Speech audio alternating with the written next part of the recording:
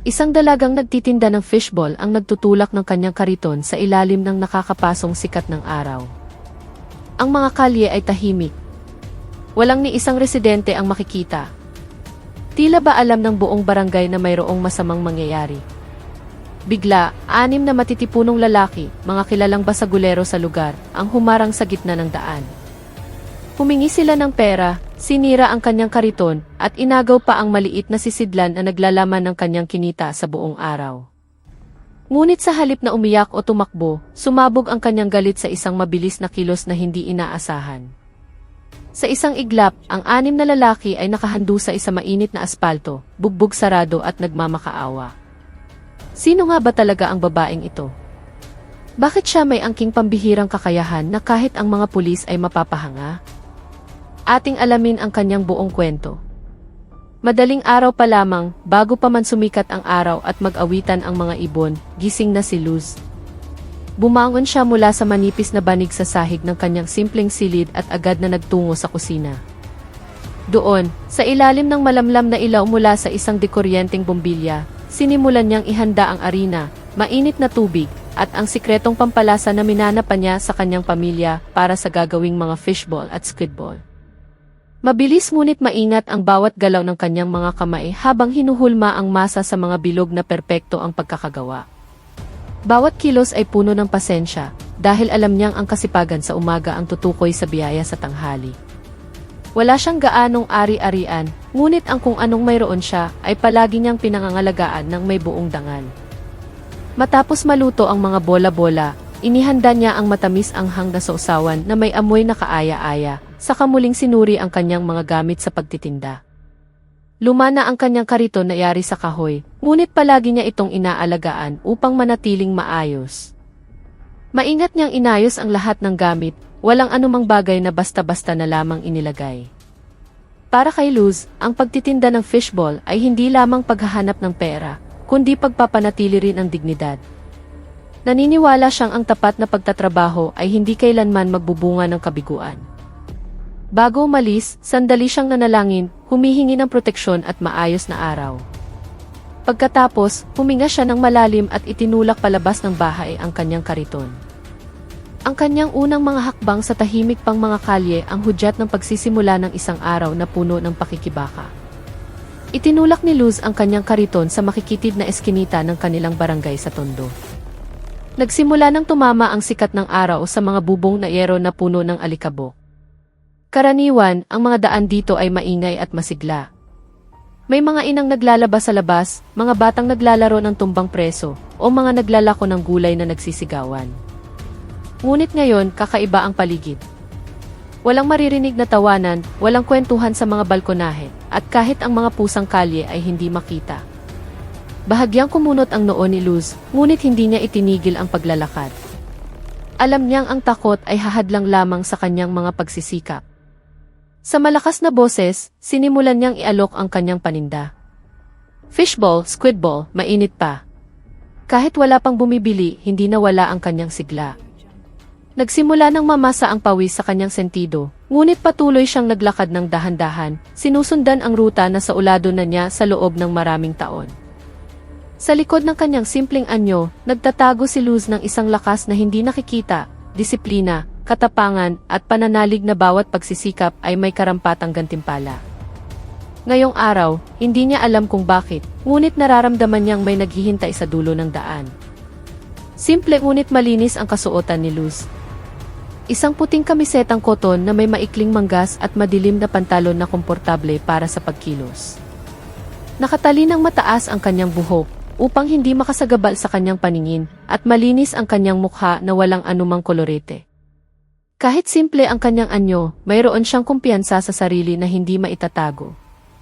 Matatalas ang kanyang mga mata, matatag ang kanyang mga hakbang, at tuwid ang kanyang tindig.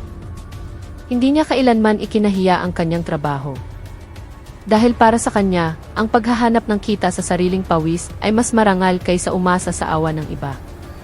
Sa kanyang baywang ay nakasabit ang isang maliit na sisidlan na naglalaman ng barya at isang lumang telepono na bihirang tumunog. Bago umalis, sinuri niyang muli kung ligtas pa ba ang portable na kalan sa kariton at kung hindi natapon ang sausawan. Lahat ng paghahanda ay ginawa niya ng mag-isa, walang tulong mula kaninuman. Mag-isa na lamang siyang namumuhay mula nang pumanaw ang kanyang mga magulang ilang taon na ang nakalipas. Ngunit ang kalungkutan ay hindi nagpahina sa kanya, sa halip, ginawa siyang mas matatag nito. Bawat araw ay patunay na kaya niyang mabuhay at umunlad sa gitna ng mga limitasyon. Nang tumayo siya sa harap ng pinto ng kanilang bahay, huminga siya ng malalim at bahagyang umiti. Hindi isang ngiti na puno ng hungkag na pag-asa, kundi isang ngiti na isinilang mula sa pananalig. Ngayong araw, tulad ng mga nagdaang araw, ay isang pagkakataon upang patunayan ang sarili. Dahan-dahang umingit ang kariton ni Luz sa ibabaw ng aspalto na nagsisimula ng uminit. Itinulak niya ito sa mga eskinita na karaniwan niyang dinadaanan, binabaybay ang daan na nag-uugnay sa kanilang barangay patungo sa pangunahing kalsada. Karaniwan sa mga oras na ito, nagsisiwian ang mga bata mula sa paaralan at nag-uunahan sa pagbili ng kanyang tinda habang nagtatawanan at humihingi ng dagdag na sausawan. Ngunit ngayong tanghali, ang mga daan na karaniwang masigla ay tila walang laman. Walang ingay ng tricycle, walang sigaw ng mga naglalako. Maging ang mga manok sa kanilang mga kulungan ay tahimik. May naramdaman si Luz na kakaiba. Gayunpaman, pinili niyang mag-focus sa kanyang trabaho. Patuloy siyang naglakad, paminsan-minsan ay pinupunasan ang pawis sa kanyang noo gamit ang manggas ng damit. Ang araw ay nasa tapat na ng kanyang ulo, tumatama sa balat at nagpapatuyo sa hangin. Ngunit hindi nagreklamo si Luz. Alam niyang sa lungsod na ito, bawat isa ay may sariling laban, at ngayong araw, ang kanyang laban ay ang maubos ang kanyang paninda hanggang sa huling patak ng sausawan. Naniniwala siyang hindi tatakbo ang biyaya hanggat handa pa ring humakbang ang mga paa. Subalit sa likod ng kanyang kahinahunan, nagsimula ng tumibok ng marahan ang kanyang kutob. Tila binibigyan siya ng kalikasan ng isang tahimik na babala. Nang tanghaling iyon, kakaiba ang kapaligiran sa barangay. Masyadong tahimik para sa isang oras na dapat ay abala ang lahat. Karaniwan, mula sa malayo ay maririnig na ang tunog ng radyo mula sa isang sari-sari store, ang tawanan ng mga inang nagsitsismisan, o ang ugong ng mga tricycle na dumadaan. Ngunit ngayon, ang lahat ay tila tahimik. Para bang naglaho ang lahat ng residente o sinadyang magtago. Pinabaga ni Luz ang kanyang mga hakbang. Inilibot niya ang kanyang mga mata sa paligid. Ang mga tarangkahan ng mga bahay ay mahigpit na nakasara. Ang mga sampayan ay hindi gumagalaw. Maging ang mga asong bantay ay hindi tumatahol. Ang mainit na hangin ay tila nakakasakal. Hindi lamang dahil sa tindi ng sikat ng araw, kundi dahil sa isang tensyon na hindi nakikita. Gayunpaman, hindi huminto si Luz. Alam niyang ang paghinto, dahil sa takot, ay lalo lamang siyang ilulubo. Sa mahinahong paghinga, mas matatag niyang itinulak ang kanyang kariton. Tila hinahamon ang katahimikan na ipakita ang tunay nitong layunin. Sa kanyang puso, marahan siyang nagsalita, anuman ang mangyari, handa ako. Dumaloy ang pawis sa kanyang liig, ngunit ang kanyang tingin ay nanatiling tuwid sa unahan. Walang alinlangan, walang takot. Kahit bahagyang bumilis ang tibok ng kanyang puso, nanatiling nakatuon si Luz sa kanyang trabaho. Hindi niya hinayaang sirain ang pag-aalala ang kanyang responsibilidad bilang isang magtitinda. Sa malinaw at puno ng siglang boses, muli niyang inalok ang kanyang paninda. Fishball. Mainit, maanghang, at masarap na fishball. Ang kanyang boses ay umalinggaw sa pagitan ng mga pader ng mga tahimik na bahay. Tila ito na lamang ang tanging tunog ng buhay sa lugar na iyon. Walang sumagot, walang lumabas mula sa kanilang mga tahanan. Ngunit hindi sumuko si Luz. Alam niyang minsan, ang biyaya ay dumarating sa mga hindi inaasahang sandali. Marahil mula sa isang dumadaang motorista, marahil mula sa isang residente na nagpapahinga lamang. Ang mahalaga ay naroroon siya, nagtatrabaho, at nag-aalok ng pinakamahusay. Sa kanyang katahimikan, pinatibay niya ang kanyang determinasyon. Hanggat kaya pa niyang itulak ang kanyang kariton, hanggat kaya pa niyang hawakan ang sandok, hindi siya susuko. At sa gitna ng katahimikang iyon, unang beses niyang nakita ang anino ng 6 na tao sa dulo ng kalsada. Naghihintay, tahimik na parang mga estatwang nabuhay. Patuloy na itinulak ni Luz ang kanyang kariton. Kahit na lalong tumitindi ang sikat ng araw at binabasa ng pawis ang kanyang likod, hindi siya nagreklamo. Ang kanyang mga braso, na hinubog ng maraming taon ng pagbubuhat ng mabibigat na bagay at pagsasanay sa sining ng arnis, ay mahigpit na nakahawak sa hawakan ng kariton. Regular ang kanyang paghinga, matatag ang kanyang mga hakbang. Paminsan-minsan niyang pinupunasan ang noo gamit ang manggas ng kanyang damit, saka muling ibinabalik ang pokus sa daan.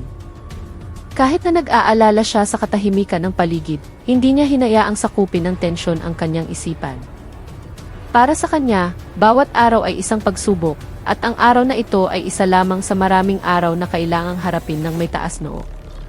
Patuloy siyang naglakad sa makitid na eskinita na maililim ng mga puno, saka tinahak ang daan ng lupa na nagiging aspalto na.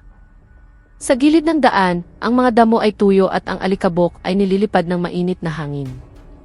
Ngunit patuloy pa ring humakbang si Luz. Walang pakialam kung gaano man katahimik o kainit ang araw na ito.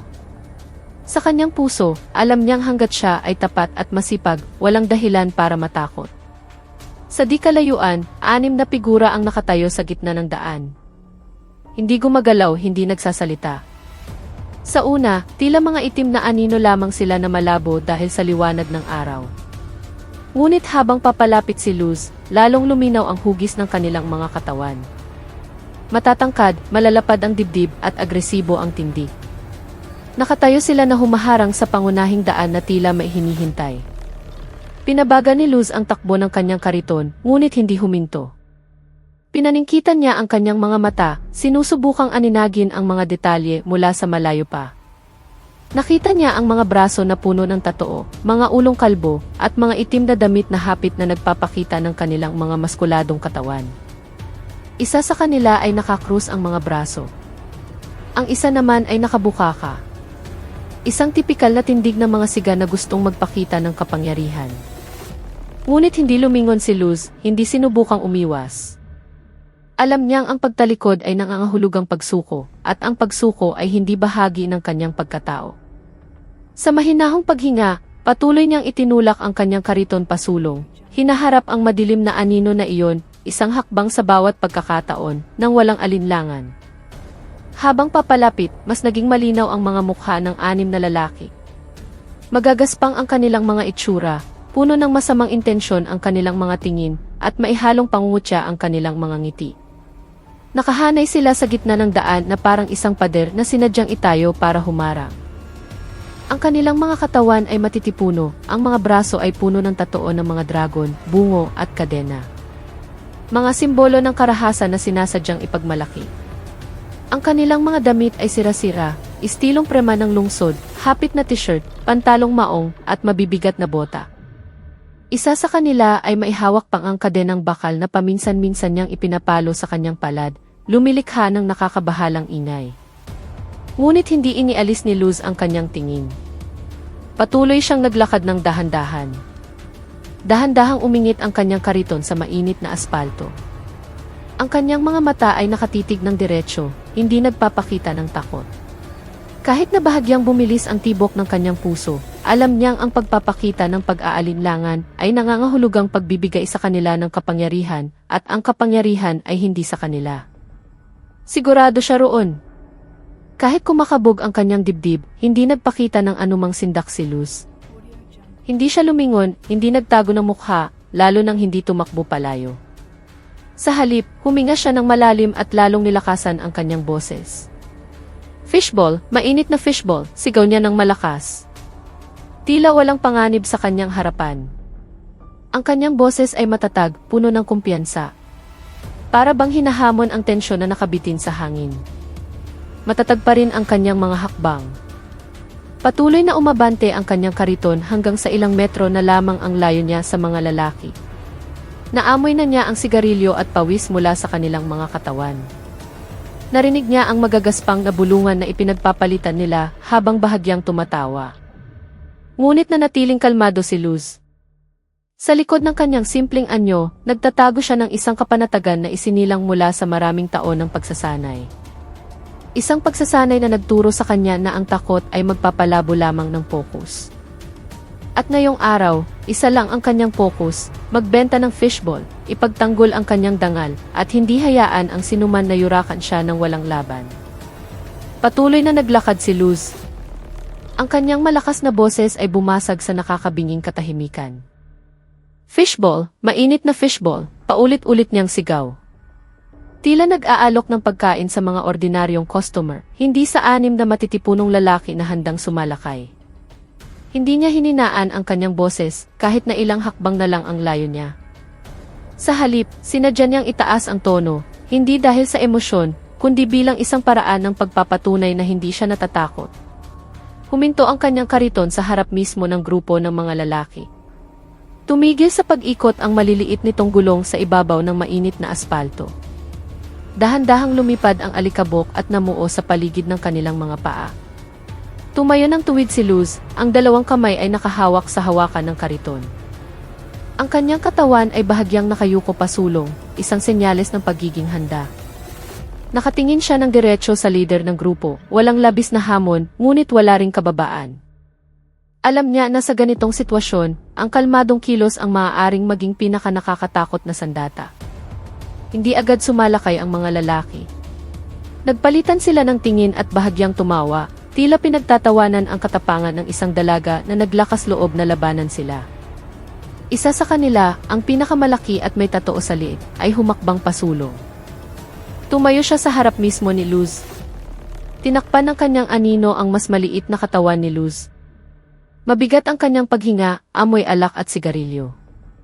Tiningnan niya si Luz mula ulo hanggang paa, tila sinusuri kung ang dalaga ay karapat-dapat na takutin o baliwalain. Ngunit hindi yumuko si Luz. Tumingin siya pabalik. Ang kanyang mga mata ay kalmado, ngunit matalas, tulad ng mga mata ng isang agila na hindi nawawala ng pokus. Nagsimulang palibutan siya ng mga lalaki, dahan-dahang bumubuo ng isang masikip na bilog sa paligid ng kanyang kariton. Ngunit nanatiling tahimik si Luz sa kanyang kinatatayuan. Ang kanyang katawan ay handa, kontrolado ang kanyang paghinga. Alam niyang hindi lamang ito isang pagsubok sa kanyang pagtitinda ngayong araw.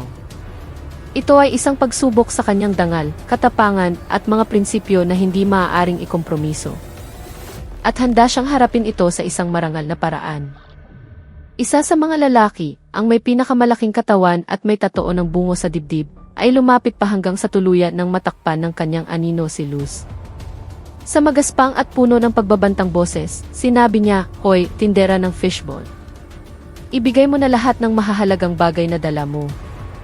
Pera, cellphone, ngayon din ni." Matigas ang kanyang tono, tila sanay na sa pananakot sa mga mahihina. Iniunat niya ang kanyang kamay, handang kunin ang anumang nasa katawan ni Luz. Ang ibang mga lalaki ay bahagyang tumawa, ninanamnam ang sandali kung saan inaakala nilang susuko na ang kanilang susunod na biktima. Subalit, hindi umatras si Luz kahit isang hakbang. Nanatiling kalmado ang kanyang mga mata. Mayroon pang ang bahid ng pagkadismaya roon. Hindi dahil sa takot, kundi dahil sa awa sa mga taong ginagawang karahasan ang tanging paraan ng pakikipag-usap. Huminga ng marahan si Luz at sumagot sa malinaw at mahinahong boses. "Pasensya na, wala akong pera.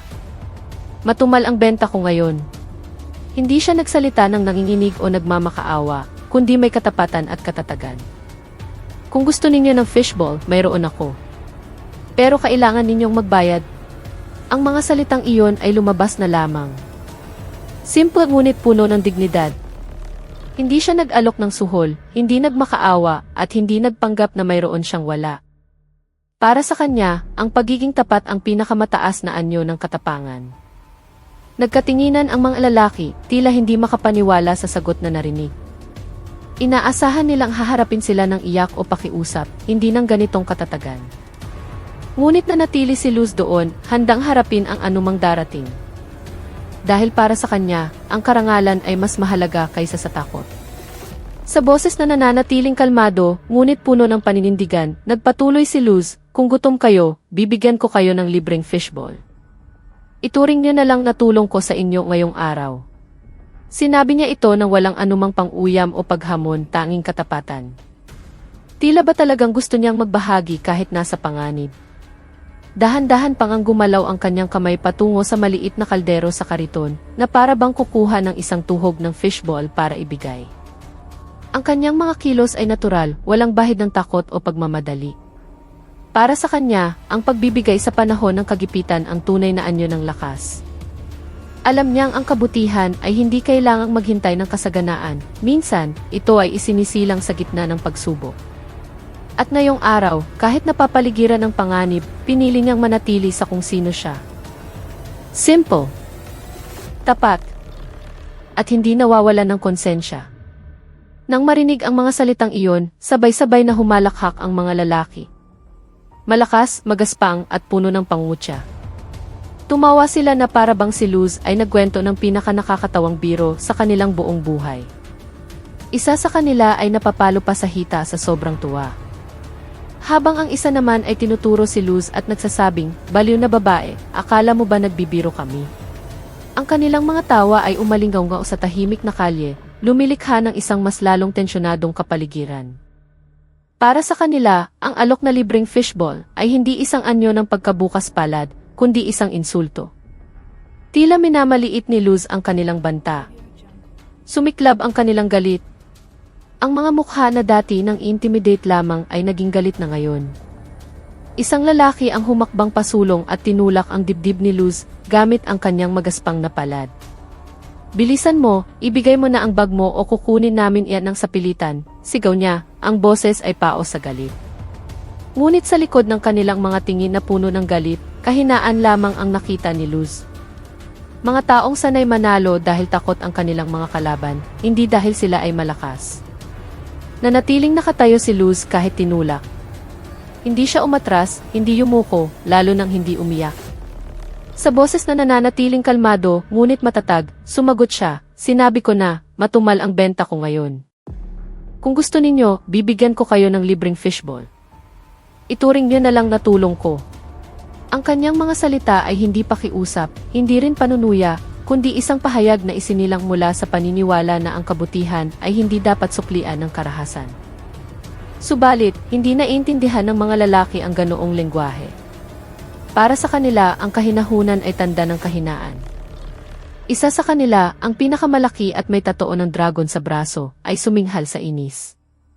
"Baliw na babae, hindi kami pulubi," sigaw niya. At mabilis niyang sinipa ang kariton ni Luz hanggang sa tumagilid ito. Nahulog ang kaldero ng sausawan. Ang sarsa ay tumapon sa mainit na aspalto at ang mga fishball ay nagkalat sa maalikabok na lupa. Tiningnan ni Luz ang kanyang natumbang kariton. Nagbago ang kanyang mukha, hindi dahil sa takot, kundi dahil sa isang kontroladong galit. Huminga siya ng malalim at nagsalita ng malakas. "Sobra na kayo. Bayaran ninyo yan ngayon din." Matigas ang kanyang tono, puno ng otoridad. Tila hindi siya isang ordinaryong tindera ng fishball, kundi isang tagapagtanggol ng katarungan na hindi maaaring yurakan. Isang lalaki na pinakamalapit sa kanya ay ngumisi at sinabing may pang-uyam, "Ibigay mo na ang bag mo o kukunin namin iyan ng sapilitan." Sigurado silang wala ng ibang pagpipilian si Luz. Ngunit sa halip, tiningnan sila ni Luz ng mga matang nagbago, kalmado, malamig at puno ng kalkulasyon. Sa mababa ngunit matalas na boses, sinabi niya, "Kunin ninyo kung kaya ninyo." Simple ang pangungusap, ngunit naglalaman ng isang malinaw na hamon. At doon, ang kanilang laro ay nagbago mula sa simpleng pangingikil tungo sa isang pagsubok ng tapang na hindi nila inaasahan. Tatlong lalaki na pinakamalapit ang agad na kumilos nang marinig ang hamon. Nagbigayan sila ng senyales gamit ang paggalaw ng ulo at sabay-sabay na sumugod. Isa sa kanila, ang may pinakamatipunong katawan at may tatoo ng ahas sa braso, ay marahas na hinablot ang maliit na sisidlan na nakasabit sa baywang ni Luz. Dalawa naman ang humarang sa gilid, handang pigilan si Luz sa pagkilos. Ngumiti sila ng may kasiyahan, iniisip na ang paglaban ni Luz ay hanggang salita lamang. Bago pa man mabuksan ng lalaki ang siper ng sisidlan, kumilos na si Luz. Sa isang iglap, umikot siya pakaliwa, iniiwasan ang hawak ng pangalawang lalaki, at sinipa ang pulsuhan ng lalaking maihawak ng kanyang sisidlan ng may pambihirang katumpakan. Mabilis, malinis, at tiyak ang kanyang sipa. Tumalsik sa ere ang sisidlan at bumagsak pabalik sa lupa, ilang metro mula sa kanilang mga paa. Natigilan ang mga lalaki. Hindi nila inaasahan na ang isang tindera ng fishball na tila mahina ay kayang kumilos ng ganoon kabilis. Bago pa nila maproseso ang nangyari, nakatayo na muli si Luz sa isang handang posisyon. Bahagyang nakayuko ang kanyang katawan, ang mga paa ay nakabukaka, at ang mga kamay ay nakataas sa isang depensibong posisyon. Ang kanyang mga mata ay hindi na pala kaibigan, ngayon, ito ay matalas, nakatuon, at puno ng kalkulasyon. Ang hangin sa paligid ay tila nagbago. Ang alikabok na kanina ilumilipad ay dahan-dahang humupa, at maging ang tunog ng mga kuliglig mula sa mga halamanan ay tumahimik. Nagkatinginan ang mga lalaki. Sa pagkakataong ito, may ibang ekspresyon sa kanilang mga mukha. Hindi na kumpiyansa, kundi pag-iingat. Nagsimula silang mapagtanto na hindi isang ordinaryong biktima ang kanilang kinakaharap, kundi isang sanay na kalaban. Isang tao na naghihintay lamang na sila ang unang magkamali. At ngayon, nagawa na nila ang pagkakamaling iyon. Sumabog ang galit ng mga lalaki. Tatlo sa kanila ang sabay-sabay na sumugod kay Luz, naniniwalang malalamangan nila ang kanyang husay dahil sa kanilang bilang. Ang una ay nagpakawala ng isang malakas na suntok patungo sa kanyang mukha. Ang pangalawa ay sinubukang sakalin siya mula sa gilid. Samantalang ang pangatlo ay naghanda na sipain ang kanyang tuhod mula sa ibaba. Sila ay kumilos ng marahas, puno ng galit at may labis na kumpiyansa. Ngunit hindi na tinag si Luz. Sa isang mabilis at sanay na kilos, yumuko siya upang iwasan ang unang suntok, saka umikot pa kanan habang sinasalag ang braso na sasakal sa kanya.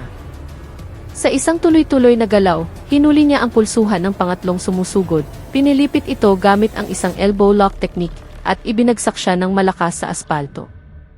Bago pa man makakilos ang dalawang iba pa, tumalon pa atras si Luz at sinipa ang tuhod ng pangalawang sumusugod hanggang sa ito'y matumba. Sinubukan muling sumugod ng una. Ngunit sa pagkakataong ito, sinalag ni Luz gamit ang kanyang siko at pinindot ang isang pressure point sa leg nito. Agad na nanghina ang lalaki. Hirap siyang huminga. Ang katawan ng tatlong lalaki ay bumagsak sa nagbabagang aspalto, umuungol sa sakit. Humahabol ang kanilang hininga at nagsimula ng mamutla ang kanilang mga mukha. Nagkatinginan sila. Hindi makapaniwala na sa loob lamang ng ilang segundo ay natalo na sila ng isang dalaga na kanina lang ay kanilang minamaliit. Tumayo si Luz sa gitna ng daan. Matatag ang kanyang paghinga, may pawis sa kanyang sentido, ngunit nananatiling kalmado ang kanyang tingin.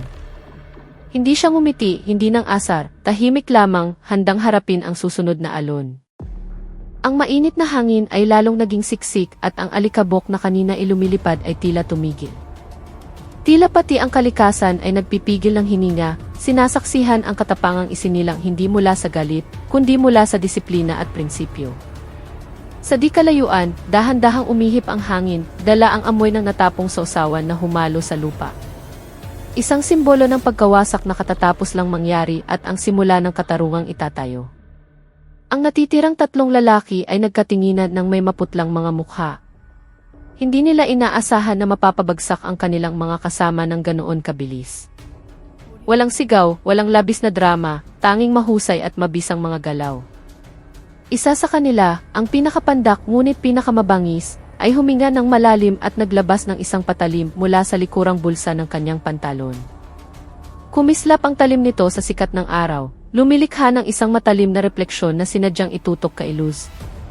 Akala mo tapos na, ungol niya, ang boses ay nanginginig sa pagitan ng galit at takot. Ang dalawa niyang kasama ay agad na pumwesto sa kanyang tabi. Isa ay maihawak na kadenang bakal, ang isa naman ay maihawak na malaking bato. Dahan-dahan silang kumilos, bumubuo ng isang formasyon ng pag-atake mula sa tatlong direksyon, umaasang ang kanilang mga sandata at pisikal na lakas ay makakapantay sa bilis ni Luz. Ngunit sa mga mata ni Luz, ang banta na iyon ay hindi na bago. Nakaharap na siya ng mas masahol na sitwasyon noong nagsasanay pa siya, kahit noong lumalaban siya sa pambansang kampyonato. Hindi umatras si Luz. Sa halip, bahagya niyang ibinaba ang kanyang katawan, handang harapin ang unang pag-atake. Nakatuon ang kanyang mga mata sa galaw ng kamay ng maihawak ng patalim, hindi sa kanyang mukha. Dahil ang galaw ng kamay ay hindi kailanman nagsisinungaling. Nang sumugod ang lalaki ng mabilis at sinaksak ang patalim patungo sa kanyang tiyan, gumilid si Luz, sinalag ang braso ng sumusugod gamit ang kanyang malakas na braso, at ginamit ang momentum upang pilipitin ang pulsuhan ng lalaki hanggang sa mabitawan nito ang patalim at bumagsak ito sa lupa. Bago pa man makasugod ang dalawa niyang kasama, sinipa na ni Luz ang bato na hawak ng isa, na nagpagulat at nagpatumba rito. Sa isang iglap, lumundag siya pasulong, sinalag ang kadenang iwinasiwas, at pinabagsak ang may-ari nito sa isang tumpak na pagwawalis ng paa. Isa-isang bumagsak ang tatlo. Gumulong ang kanilang mga katawan sa mainit na aspalto, hirap huminga at ang sakit ay nagsimulang kumalat sa kanilang buong katawan.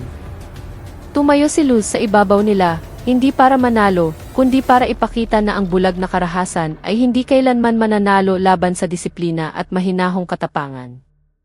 Nanatiling kalmado si Luz kahit nakikita ang kislap ng patalim na nakatutok sa kanya. Hindi siya umatras ni isang hakbang. Sa halip, bahagyang naningkit ang kanyang mga mata. Isang senyales na ang kanyang focus ay nasa kasukdulan. Malalim at kontrolado ang kanyang paghinga. Handa ang kanyang katawan na tumugon sa bawat galaw ng kalaban. Para sa kanya, ang matalim na sandata ay hindi isang bagay na nakakatakot, kundi isang paalala na ang kalaban ay nawalan na ng katinuan at umaasa na lamang sa bulag na karahasan. Sa kanyang pagsasanay noon, madalas siyang sanayin na harapin ang mga sandata, hindi gamit ang lakas, kundi gamit ang kahinahunan, bilis, at tamang teknik.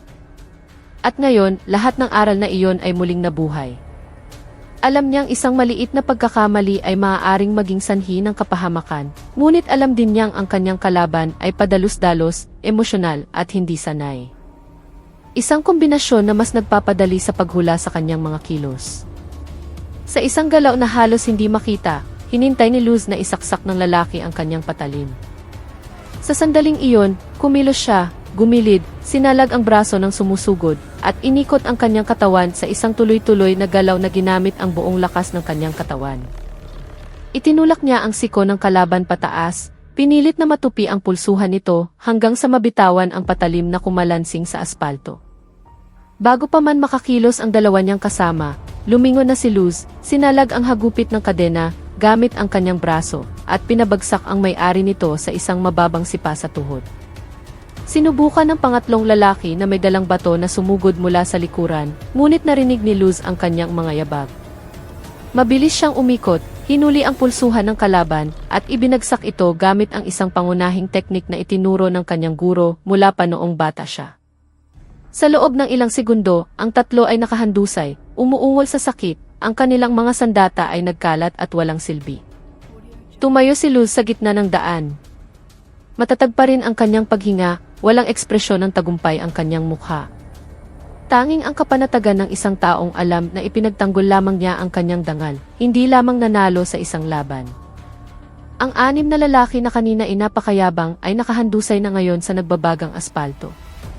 Masakit ang kanilang mga katawan, hirap silang huminga, at ang kanilang mga mukha ay puno ng pawis na maihalong alikabok. Ang ilan ay hawak ang kanilang mga braso o binti na napilayan. Ang iba ay mahinang umuungol habang nakatingin kay Luz nang may pinaghalong takot at pagtataka. Wala ni isa sa kanila ang nagtangkang tumayo muli. Sila na karaniwang nananakot sa mga residente ng barangay ay sila na ngayong nagmamakaawa. Isa sa kanila ay bumulong pa, "Patawad, nagkamali kami." Ngunit hindi agad dumugon si Luz. Tumayo siya sa gitna ng daan, tinitingnan sila isa-isa ng may kalmado, ngunit matatag na tingin. Hindi siya nakaramdam ng pagmamalaki, hindi rin labis na galit. Ang kanyang naramdaman ay isang ginhawa na ang maliit na katarungan ngayong araw ay naipatupad ng hindi nawawalan ng kontrol sa sarili. Huminga ng malalim si Luz at dahan-dahang lumapit sa kanyang natumbang kariton. Sa natitirang lakas, itinayo niya itong muli. Kahit alam niyang marami sa kanyang paninda ang nasira na. Sa gitna ng katahimikan na muling bumalot sa daan, may narinig na mga yabag mula sa di kalayuan. Isang binatang nakasuot ng simpleng t-shirt at maong na pantalon ang dumaan sakay ng isang lumang motorsiklo. Pinabagal niya ang takbo ng kanyang motor nang makita ang hindi pangkaraniwang tanawin sa kanyang harapan. 6 na malalaking lalaki ang nakahandusay at isang dalaga ang nakatayo ng tuwid sa gitna ng daan. Ang kanyang kariton ay nakatagilid, ang sausawan ay natapon sa lupa. Huminto ang lalaki, nanlaki ang kanyang mga mata, at maingat na bumaba mula sa kanyang motor. Lumapit siya kay Luz. Ang kanyang boses ay mahina at puno ng pagtataka. Anong nangyari dito? Tiningnan siya ni Luz sandali at sumagot ng may mahinahong boses. Sinubukan nila akong hold upin. Pero ngayon, pakitulungan mo akong itali sila sa punong iyon bago sila makatakas. Dahan-dahang tumango ang binata. Hindi makapaniwala ngunit handang tumulong.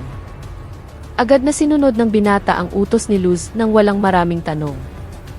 Nagmamadali siyang pumunta sa gilid ng daan, kumuha ng ilang tali ng raffia na nagkataong naroon malapit sa isang tumpok ng basura at bumalik sa kinaroroonan ng 6 na lalaki.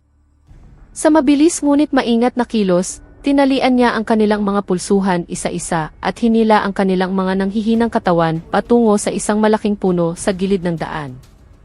Ang mga ugat ng puno ay nakalaylay sa lupa, ang mga dahon nito ay malago, tila ang kalikasan mismo ang naglaan ng lugar upang pigilan ang mga gumagawa ng masama. Tinulungan siya ni Luz na ayusin ang posisyon upang hindi masyadong masikip ang tali, ngunit sapat na malakas para hindi sila makawala. Kahit pagod ang kanyang katawan matapos ang laban, nanatili siyang alerto. Ang kanyang mga mata ay hindi nawala sa kilos ng mga lalaki, handang kumilos kung may magtangkang tumakas. Dahan-dahan pa ring lumilipad ang alikabok na tinatangay ng tuyong hangin ng tanghali. Samantala, sa di kalayuan, nagsimula ng muling marinig ang tunog ng mga kuliglig.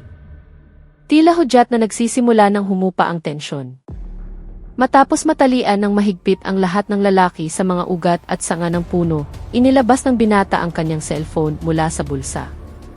Tatawag ako ng pulis, sabi niya habang binubuksan ang screen. Dahan-dahang tumango si Luz, saka umupo sandali sa gilid ng daan habang tinitingnan ang kanyang kariton. Hinaplos ng kanyang kamay ang alikabok mula sa lalagyan ng fishball na natira pa. Kahit alam ng kanyang puso na halos siguradong lugi ang kanyang tinda ngayong araw. Ngunit hindi siya nagsisisi. Para sa kanya, ang pagpapanatili ng dangal at prinsipyo ay mas mahalaga kaysa sa pera. Tapos nang tumawag ang binata at umupo sa tabi niya, tila gulat pa rin. Ikaw lang mag-isa ang lumaban sa kanilang lahat, tanong niya ng mahina. Umiti lamang si Luz, hindi direktang sumagot. Tumingin siya sa langit na nagsisimula ng manilaw at bumulong. Minsan, ang katapangan ay hindi tungkol sa pagkakaroon ng lakas, kundi tungkol sa hindi pagyuko sa kawalang katarungan. Sa di kalayuan, nagsimula ng marinig ang mahinang tunog ng sirena. Isang senyales na malapit nang dumating ang tulong at ang katarungan ngayong araw ay tunay na maipapatupad. Hindi nagtagal matapos ang tawag ng binata, ang tunog ng sirena ng pulis ay lalong luminaw, binabasag ang katahimikan ng humihinang tanghali. 2 patrol car ang dahan-dahang pumasok sa makitid na kalye, huminto mismo sa harap ng puno kung saan nakatali ang mga lalaki. Bumukas ang mga pinto ng sasakyan at ilang pulis ang bumaba ng may pag-iingat, ang mga kamay ay malapit sa hawakan ng kanilang mga baril. Ngunit nang makita nila kung sino ang nakatali at kung sino ang nakatayo sa tabi nito, ang kanilang ekspresyon ay nagbago mula sa pagiging alerto tungo sa pagkabigla. Nakilala pa ng isa sa mga opisyal ang mukha ng mga lalaki. Sila yung mga wanted na matagal na nating hinahanap, sabi niya sa kanyang mga kasama. Ang kanyang boses ay puno ng pagkamangha. Nagkatinginan sila. Hindi inaasahan na ang 6 na taong matagal nang nanggugulo sa mga kalapit na barangay, nagnanakaw, nangungutong, at nananakit pa ng mga residente, ay nakatali ngayon na parang mga bihag, gamit ang tali ng raffia at binabantayan ng isang batang tindera ng fishball. Kalmadong tumayo si Luz habang papalapit ang mga pulis. Hindi siya nanginginig, hindi rin sinubukang magpasikat ng tanungin siya ng isang pulis nang may pagtataka, ikaw ang nagtali sa kanila? Tumango lamang si Luz at itinuro ang binata sa kanyang tabi. Kaming dalawa, maikli niyang sabi. Tiningnan siya ng pulis sandali at bahagyang umiti, isang halo ng paghanga at hindi paniniwala. Agad nilang sinuri ang pagkakakilanlan ng mga lalaki, kinapapan ang kanilang mga katawan at pinusasan sila. Samantala, ipinaliwanag ng binata ang buong pangyayari sa isa pang pulis. Nakatayo si Luz sa tabi ng kanyang sirang kariton. Sinusundan ng kanyang mga mata ang bawat galaw ng mga pulis. Nakahinga siya ng maluwag dahil ngayon, ang panganib ay nasa kamay na ng mga otoridad. Hindi siya humingi ng kapalit, hindi rin naghanap ng pagkilala. Para sa kanya, sapat nang makita na ang mga lalaking iyon ay hindi na malayang manakot ng mga residente. Iyon na ang isang perpektong tagumpay. Sinimulan na ng mga pulis na i-secure ang lugar. Kinuhaan nila ng litrato ang paligid. Ang natumbang kariton, ang natapong sausawan, at ang tali ng raffia na nakapulupot pa sa ugat ng puno. Kinuha ng isang pulis ang maikling salaysay ng binatang tumulong, habang ang iba naman ay sinuri ang kondisyon ng mga lalaki.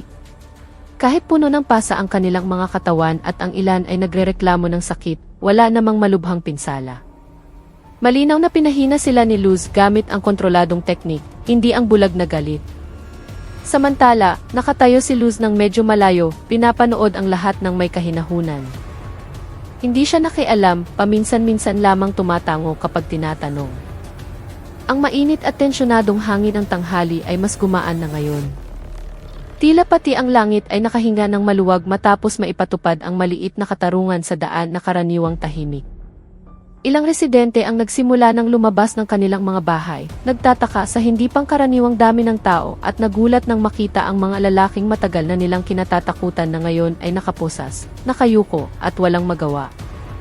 Isang opisyal ng pulis, isang tenyente na matipuno ang katawan at may ranggo sa balikat, ang lumapit kay Luz matapos makatanggap ng ulat mula sa kanyang mga tauhan. Tiningnan niya si Luz sandali at marahang nagsalita, "Matagal na namin silang hinahanap. Wanted na sila sa loob ng 3 buwan. Sangkot sila sa maraming kaso ng pangingikil, pananakit at armadong pagnanakaw." Ang kanyang boses ay puno ng paghanga. "Pero hindi namin sila kailanman nahuli. Palagi silang nawawala bago dumating ang aming team." Umiling siya at seryosong tiningnan si Luz. "Alam mo ba, ginawa mo ngayon ang isang bagay na matagal na naming hindi magawa. Nahuli mo sila ng buhay, walang baril, walang tulong." Yumuko lamang si Luz sandali at sumagot, "Ipinagtanggol ko lang po ang sarili ko, sir." Umiti ang opisyal at tinapik ang kanyang balikat ng may paggalang. Sa likod ng simpleng anyo ni Luz, nakita niya ang isang bagay na pambihira, isang mahinahong katapangan, kontroladong lakas, at isang pusong hindi natitinag ng takot. At sa sandaling iyon, alam niyang ang araw na ito ay hindi lamang tungkol sa paghuli sa mga kriminal, kundi tungkol din sa pagtuklas ng isang bayani na hindi kailanman humiling na maging bayani. Hindi maitago ng tenyente ang kanyang pagtataka. Sa tinig na may halong paghanga at pagkamangha, nagtanong siya, "Pero paano mo sila natalo ng mag-isa?" 6 sila, malalaki ang katawan, at isa pa sa kanila ay may dalang patalim. "Mayroon ka bang espesyal na pagsasanay?" Tiningnan siya ni Luz sandali at sumagot ng may mahinahong boses. "Dati po akong sumasali sa pambansang kampyonato ng Arnis, sir. Nanalo po ng ilang beses. Ngayon po, sa aming barangay, nagtuturo ako ng Arnis sa mga bata at kabataan." Sinabi niya ito ng walang anumang pagyayabang, tila nagpapaliwanag lamang ng isang ordinaryong bagay. "Gusto kong malaman nila na ang lakas ay hindi para sa panunupil, kundi para sa pagprotekta." Dahan-dahang tumango ang opisyal, tila ngayon lang naiintindihan kung bakit napakatumpak at kalmado ng mga kilos ni Luz. Hindi mga galaw ng isang taong nagpapanik, kundi mga teknik na hinasa sa loob ng maraming taon. Nagpatuloy si Luz sa medyo mas mahinang boses, na para bang kinakausap ang sarili. "Nangingibang bayan po ako ngayon, naghahanap ng mas magandang trabaho para makatulong sa pamilya sa probinsya." Tiningnan niya ang kanyang sirang kariton at mapait na ngumiti. "Pero mukhang dinala muna ako ng tadhana sa landas na ito." Nang marinig iyon, sandaling natahimik ang tenyente. Nakita niya hindi lamang ang pisikal na katapangan sa kanyang harapan, kundi pati na rin ang kababaang loob at pambihirang determinasyon. Hindi nagreklamo ang dalagang ito tungkol sa kanyang nasirang kariton, sa nawala niyang paninda, o sa panganib na katatapos lang niyang harapin. Ang iniisip niya ay ang kanyang kinabukasan at ang kanyang responsibilidad sa iba. Huminga ng malalim ang opisyal at marahang nagsalita, "Hindi ka lang isang tindera ng fishball ngayong araw. Isa kang hindi inaasahang tagapagtanggol ng katarungan." At sa likod ng kanyang mga salita, alam niyang kailangan ng lungsod ng mas maraming taong tulad ni Luz. Simple, tapat, at hindi takot na tumayo sa gitna ng kawalang katarungan. Nang marinig ang paliwanag ni Luz, sandaling natahimik ang tenyente at tiningnan siya ng may buong paggalang. Alam niyang sa likod ng simpleng anyo ni Luz, nagtatago siya ng isang lakas na bihirang taglayin ng mga kaedad niya, disiplina, integridad, at katapangan na isinilang mula sa prinsipyo, hindi sa emosyon. Walang maraming salita, nagbigay siya ng senya sa kanyang mga tauhan na dalhin na ang mga lalaki sa sasakyan. Bago bumalik sa patrol car, lumapit ang tenyente kay Luz at sinabing, "Hindi namin maaaring hayaang masayang ang iyong pagsisikap." At walang pag-aalinlangan, inilabas niya ang kanyang personal na pitaka at nag-abot ng pera. Sapat na upang mapalitan ang kanyang lugi sa araw na iyon. Ngunit hindi pa iyon sapat para sa kanya. Sa isang matatag ngunit magiliw na boses, idinagdag niya, "Sira na ang kariton mo. Bukas, pumunta ka sa himpilan ng pulisya dito sa ating sektor. Bibigyan ka namin ng bagong kariton, mas matibay, mas maayos, dahil karapat-dapat karoon." Nagulat si Luz. Hindi niya inaasahan na makakatanggap siya ng ganitong pagkilala. Bahagyang namasa ang kanyang mga mata, hindi dahil sa lungkot, kundi dahil sa galak na ang kanyang katapatan ay pinahalagahan, ang kanyang katapangan ay kinilala, at ang kanyang pagsisikap ay hindi binaliwala. Mahigpit niyang hinawakan ang pera at bahagyang yumuko bilang pasasalamat. "Salamat po, sir," sabi niya ng mahina ngunit puno ng kahulugan. Tumango lamang ang opisyal at muling tinapik ang kanyang balikat bago bumalik sa sasakyan. Pinaandar ang makina ng mga patrol car. Dahan-dahang tumunog ang sirena at isa-isang umalis ang mga sasakyan. Naiwan si Luz sa gitna ng daan na ngayon ay tuluyan ng tahimik. Kasama lamang niya ang kanyang lumang kariton na nakatagilid at ang mga tira-tirang fishball na nagkalat. Ngunit sa kanyang puso walang pagkadismaya. Ang naroroon ay ang paniniwala na hanggat siya ay nakatayo sa tamang landas, ang mundo mismo ay magbibigay daan para sa kanya. At sa pagkakataong ito, ang daan na iyon ay dumating sa anyo ng katarungan, pagkilala, at bagong pag-asa. Hindi nagtagal matapos umalis ang mga pulis, dahan-dahang pinulot ni Luz ang mga natirang paninda na maaari pang maisalba. Kahit marami ang nasira, hindi niya itinapon ang lahat. Ilang fishball pa ang buo sa ilalim ng lalagyan at ang bahagi ng natapong sausawan ay maaari pa ring makuha. Nilinis niya ang kariton gamit ang basahan na lagi niyang dala, pinunasan ang alikabok at mga natuyong sarsa.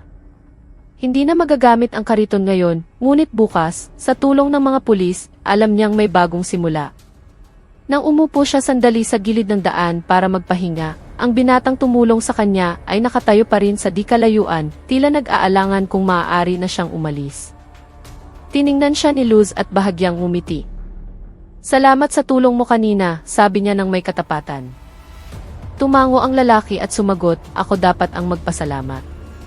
Ipinaalala mo sa akin na hindi lahat ay nananahimik kapag nakakakita ng kawalang katarungan." Nagkatinginan sila sandali. Pagkatapos, sumakay ang lalaki sa kanyang motor at nagpatuloy sa kanyang paglalakbay, iniwan si Luz sa papalubog na araw. Dahan-dahang bumaba ang araw sa kanluran. Ang langit ay naging kulay kahel at ginto, at ang anino ni Luz ay humaba sa ibabaw ng aspalto na nagsisimula ng lumamig. Tumayo siya, huminga ng malalim at dahan-dahang itinulak ang kanyang kariton pauwi. Ang kanyang mga hakbang ay hindi na pagod kundi matatag. Sa kanyang isipan, sinimulan niyang isipin ang kanyang bagong kariton, matibay, malinis, na may mas ligtas na lalagyan ng sausawan at mga gulong na hindi na umuugo. Ngunit ang pinakapinasasalamatan niya ay hindi ang mga materyal na bagay o pera, kundi ang lalong tumibay na paniniwala. Na ang kabutihan, katapangan, at pagsisikap ay hindi kailanman masasayang. Bukas, babalik siya sa parehong daan. Hindi bilang isang biktima, kundi bilang isang simbolo na maging ang isang dalaga ay maaaring maging tagapagtanggol ng katarungan sa gitna ng kawalang katarungan. At sa pagkakataong ito, habang siya ay humahakbang, mas mataas ang kanyang noo, mas payapa ang kanyang puso, at mas nag-aalab ang kanyang diwa kaysa dati. Ang kwento ni Luz ay nagtuturo sa atin na ang katapangan ay hindi nasusukat sa laki ng katawan o yaman, kundi sa prinsipyo at katapatan. Sa gitna ng kawalang katarungan, ang pananahimik